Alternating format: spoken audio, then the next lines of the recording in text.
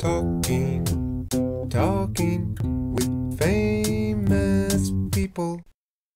Hi friends, it's Eric here. I'm talking with famous people, and I wanted to make a video. I've been thinking about it for a while now, about the relationship between cognitive functions and progressive cognition issues as per my current company. I'm hypothesizing that it goes, you lose first your polar and your fourth, and or at least they show first. So what she contains is a lot of FE without any content and a lot of SI in the real time, and even on the metaphysical, keeping track of what's been going on lately. So often reference things that happened earlier or not later. You know, it's amazing to me that the infant weed is being this mass of people. Okay, well. Okay, Citrus Avenue and Azusa and Verdun. So like that's an interface function kicking in there without any link to truth, for example. Yeah. It's just reaction to the cadences of the language and the appropriate responsive cadence in accordance to the tone. And often when I'm playing my videos on the radio, there'll be responses to things I'm saying that are tonally appropriate. Sorry, I didn't hear what you said that last part. I was just talking about being tonally appropriate. Oh, good. That's great. Yeah. So that is good. That is great. You know, it's like that's demonstrated right on the, almost as if on cue, right? That's beautiful. The SE link, the ignoring SE, I still see present because she's continually taking cues from the external environment, but in a normal, instead of ideating about them, like making meaning about it, she said, "Oh, I've got 2 bars of gas, I'm going to get gas here." So it's not ideational.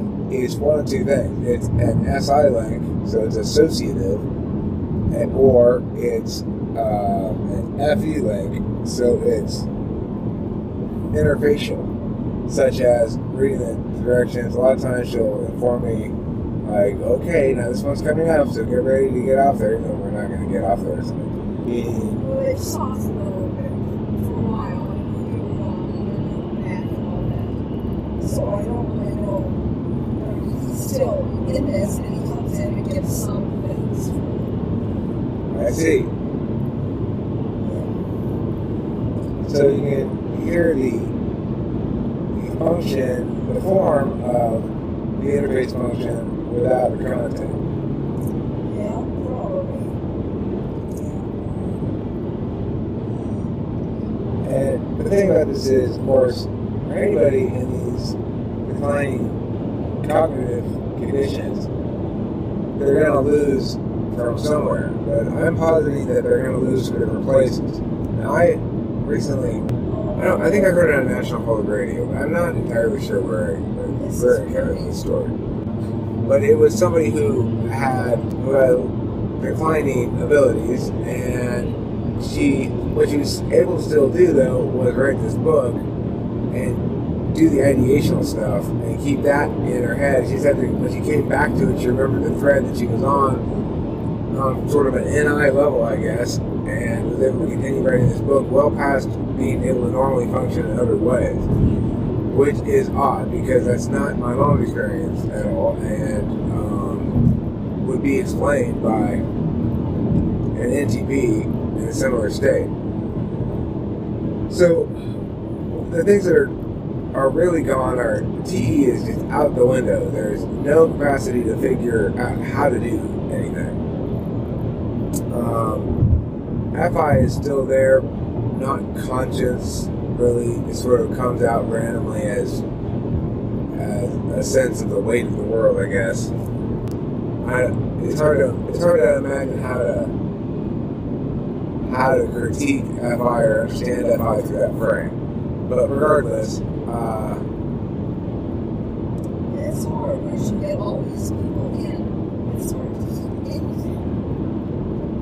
right. Well, presumably an FI person wouldn't respond to that kind of obviously happy communication, which is you get the FE, you can see what FE without any content on the site, which is very compelling and interesting to be able to see. It's just like that. That's what it is. It's just sort of having the right measure of agreement, disagreement with something, and you can almost taste the flavor of the FE. Anyway, so T's gone, Annie is gone, There's the dog.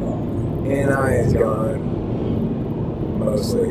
Occasionally pops through with things like mostly observational stuff about the mountains. Earlier today, she drew my attention to the way the mountains look dappled in the sun, and I was like, oh yeah, that does look really cool. What's left behind, the TI is shot long gone. And you got to be able to maintain some sense of the whole, the NI whole, in order to do some kind of TI parsing. Regardless, I would say the NE went maybe among the first ones to go as well with TE, and then NI, and I don't know about FI. I don't know how to deal with that, but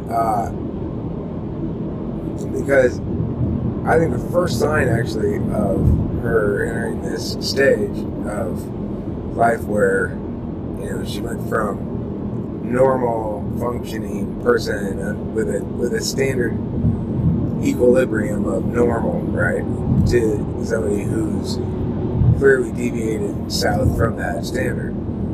So I think the first sign of it was her beginning to strongly countervalue anything new.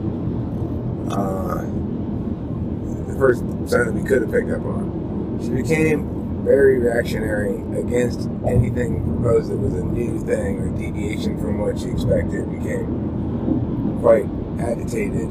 That was probably the first sign. You might just say, well, she just stuck in her ways. It was something that's easy to dismiss, but I think that was probably the first indication. The shutting down of the fourth slot. Presumably the first thing that would start to go with an EHP then would be SI, like start peeing myself or something. It's the first thing before I even notice any ideational impacts or something that's conceivable.